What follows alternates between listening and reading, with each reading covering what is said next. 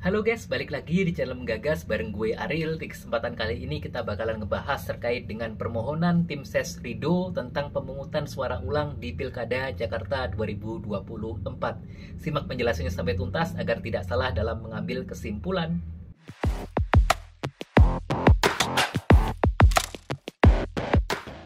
Pasangan calon nomor urut 1 dalam Pilkada Jakarta mengklaim bahwa partisipasi masyarakat di Pilkada Jakarta rendah akibat KPU tidak mendistribusikan formulir C6 pemberitahuan dengan baik. Menurut Sekretaris Umum Lembaga Advokasi Hukum DPP Partai Gerindra, Munatsir Mustaman, terdapat 167 kasus menyangkut persoalan formulir C6. Akibatnya, partisipasi masyarakat di Pilkada Jakarta rendah.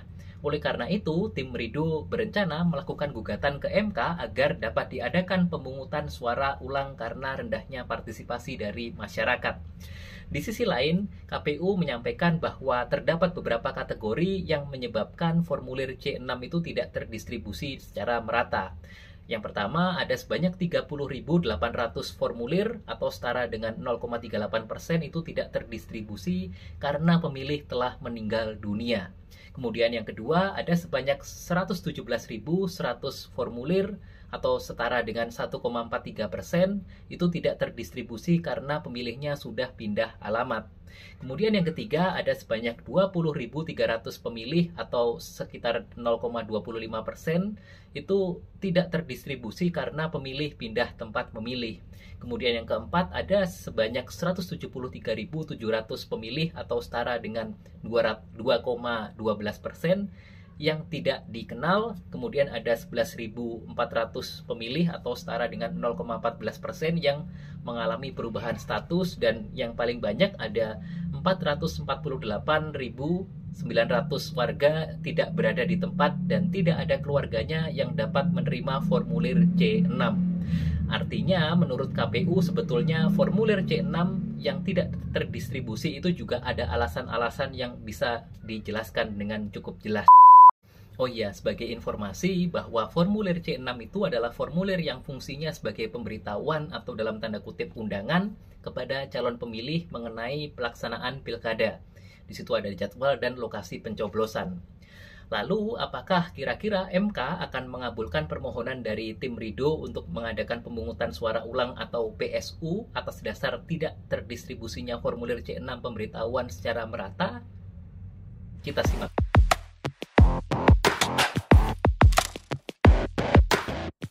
Menurut Undang-Undang Nomor 1 Tahun 2015 bagaimana diubah oleh Undang-Undang Nomor 10 Tahun 2016 tentang pemilihan gubernur, bupati, dan wali kota, dalam pasal 112 ayat 1 mengatur bahwa pemungutan suara di TPS dapat diulang jika terjadi gangguan keamanan yang mengakibatkan hasil pemungutan suara tidak dapat digunakan atau penghitungan suara tidak dapat dilakukan.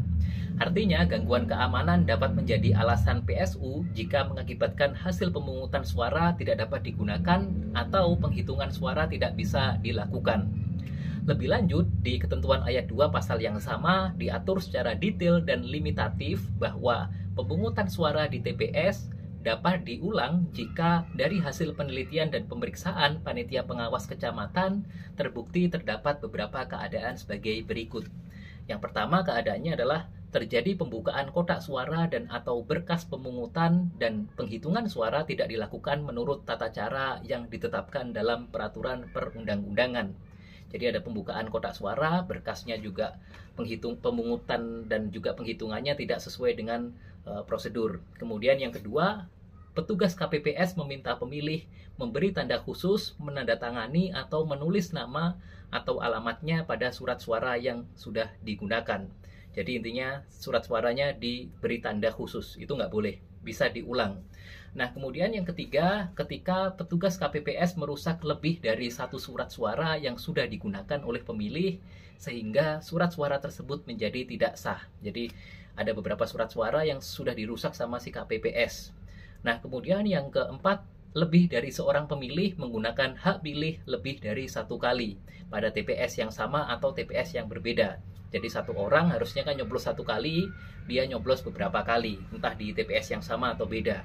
Nah, kemudian yang kelima atau yang terakhir, lebih dari seorang pemilih yang tidak terdaftar sebagai pemilih mendapat kesempatan memberikan suara pada TPS. Jadi di TPS itu kan sudah ada nama-nama, daftar-daftar nama yang boleh mencoblos di TPS tersebut. Nah, tapi ada orang yang nggak terdaftar di situ, tidak ada namanya, dan seharusnya juga secara alasan-alasan hukum tidak ada dasarnya, dia melakukan pencoblosan. Nah, itu bisa dilakukan PSU. Jadi artinya sifat dari ketentuan tersebut adalah limitatif atau terbatas. Pemungutan suara ulang hanya bisa dilakukan apabila terjadi situasi-situasi tersebut. Artinya, tingkat partisipasi masyarakat yang rendah karena tidak terdistribusinya formulir C6 secara merata tidak termasuk alasan diulangnya pemungutan suara ulang atau PSU.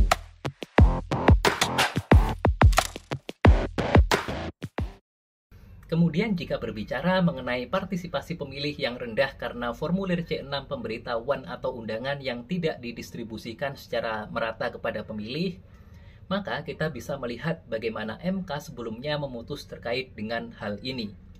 Putusan MK nomor 134/BUP/14/2016 yang dimohonkan oleh pasangan calon bupati dan calon wakil bupati Kabupaten Bangka Barat pada tahun 2015 nomor urut 1 yaitu Sukirman Safri sebagai pemohon dan KPU Kabupaten Bangka Barat sebagai termohon.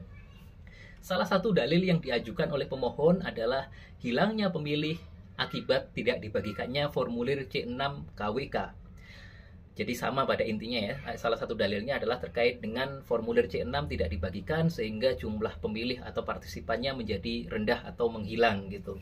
Nah, terhadap dalil pemohon tersebut, MK melalui pertimbangannya poin 3.14 tentang adanya 1.317 formulir C6 yang tidak dibagikan di 3 kecamatan, MK memberikan pertimbangan yang di angka 4, MK menyatakan bahwa permasalahan tidak diterimanya formulir C6 KWK oleh para pemilih, menurut MK bukanlah tanggung jawab KPU sepenuhnya. Peran serta masyarakat khususnya pemilih tidak dapat dilepaskan dari permasalahan ini. Sebab dibutuhkan kesadaran politik bersama khususnya pemilih untuk secara aktif mencari informasi dan berkomunikasi kepada KPU sebagai penyelenggara. Jangan sampai pemilih bersifat pasif atau pasrah ketika hak politiknya dalam memberikan suara terhambat atau terhalangi. Karena peraturan perundang-undangan telah memberikan landasan hukum yang jelas mengenai hal ini. Lebih lanjut, di angka 5, MK menyebutkan bahwa jikapun terdapat pemilih yang tidak mendapat formulir C6 KWK, pemilih dapat menggunakan kartu tanda penduduk atau KTP, kartu keluarga atau KK, atau identitas lain. Mahkamah Konstitusi dalam putusan nomor 102/PUU-7/2009 dan putusan MK nomor 85/PUU-10/2012 serta beberapa putusan perkara perselisihan hasil pemilu kada lainnya telah mengakomodir hak pemilih melalui penggunaan KTP. Jika kita melihat pada peraturan KPU yang saat ini sedang berlaku, sebetulnya hak pemilih juga sudah diakomodir melalui penggunaan eKTP. Pada pasal 19 Peraturan KPU nomor 17 tahun 2024 tentang pemungutan dan penghitungan suara dalam pemilihan gubernur dan wakil gubernur, bupati dan wakil bupati, serta wali kota dan wakil wali kota, di ayat 1 diatur bahwa pemilih yang berhak memberikan suara di TPS meliputi yang pertama, pemilik KTP elektronik yang terdaftar dalam daftar pemilih tetap di TPS yang bersangkutan. Kemudian yang kedua, pemilik KTP elektronik yang terdaftar dalam daftar pemilih pindahan. Dan yang ketiga, pemilik KTP elektronik yang tidak terdaftar dalam daftar pemilih tetap dan daftar pemilih pindahan. Artinya, tidak diterimanya formulir C6 pemberitahuan bukanlah hal yang menggugurkan hak konstitusional pemilih untuk mengikuti pencoblosan. Pemilih meskipun tanpa formulir C6 bisa mengikuti pencoblosan melalui KTP elektronik yang dia miliki sebagai bukti untuk dia boleh mencoblos.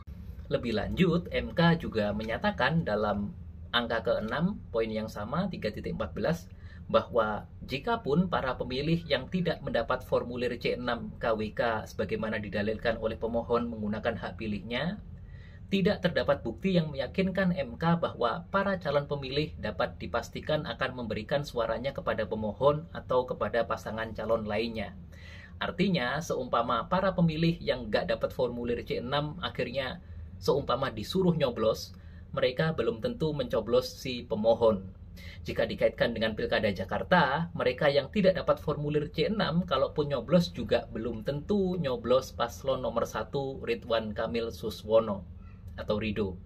Well, apa pendapat kalian? Tulis pendapat kalian di kolom komentar. Silahkan mau pro mau kontra, nggak jadi masalah karena ya namanya demokrasi, pro kontra wajar. Yang pasti sangat menarik ya kalau kita mengikuti dinamika yang ada di akhir-akhir ini. Terima kasih sudah menyimak videonya sampai tuntas. Jangan lupa like, comment, and subscribe dengan menggagas kita semakin cerdas. See you!